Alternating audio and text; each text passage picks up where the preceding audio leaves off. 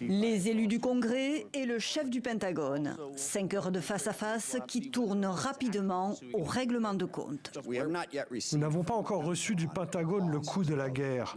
Donc pour le compte-rendu, nous aimerions obtenir ces chiffres dès que possible. 25 milliards de dollars, c'est la première estimation officielle dévoilée ici par le Pentagone. Le prix d'une guerre, critiqué dès son lancement par des élus de tous bords du Congrès qui déplorent de ne pas avoir été consultés. L'occasion ici pour l'opposition de fustiger une nouvelle fois le président Trump et son gouvernement et de faire monter le ton. Vous mentez au peuple américain au sujet de cette guerre depuis le premier jour, tout comme le président.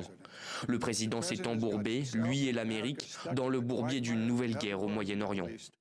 Monsieur le député, c'est honteux de qualifier cette situation de bourbier après seulement 2 mois. C'est ignorer les efforts qui ont été entrepris, le succès sur le champ de bataille qui pourrait créer des opportunités stratégiques et le courage d'un président face à un Iran nucléaire. Et les élus de renchérir, accusant le secrétaire américain à la défense d'incompétence, pointant aussi l'embrasement du conflit dans la région du Moyen-Orient, les victimes militaires et civiles, mais aussi les conséquences sur le quotidien du peuple américain.